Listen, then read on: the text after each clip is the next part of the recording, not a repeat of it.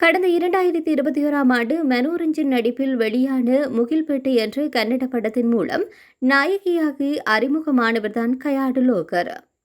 2022ஆம் ஆண்டு தெலுங்கில் வெளியான அல்லூரி என்ற படத்தில் நடித்திருந்தார்.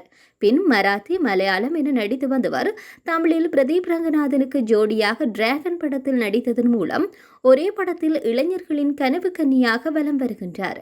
தற்போது இவர் இதய முரளி படத்தில் நடித்து வருபவர் தெலுங்கிலும் படம் கமிட் ஆகி உள்ளார். அதிகாலை எழுந்ததும் குறைந்தபட்சம் 1 மணி நேரம் யோகா செய்வேன், அதன் பின் ஸ்ட்ரெச்சிங் பயிற்சிகளை செய்வேன், நடைப்பயிற்சி அரை மணி நேரம் செய்வேன் என கூறியிருக்கின்றார். என்னுடைய தினசரி பயிற்சி என்றால் ஸ்டெமினாவை அதிகரிக்கும் வகையில் பைலட்ஸ் பயிற்சிகள், புஷ் அப், புல் அப், கிரன்ச்சஸ் மற்றும் ஸ்குவாட் பயிற்சிகளை தான் செய்வேன் என்று சொல்லியிருக்கின்றார். நடன பயிற்சிகளுக்கும் தினசரி 1 மணி நேரமாவது ஒதுக்குவேன். இது தவிர ஓய்வு நேரங்களில் டிராக்கிங், டிராவலிங் மிகவும் பிடித்தமானவை என கூறியிருக்கின்றார்.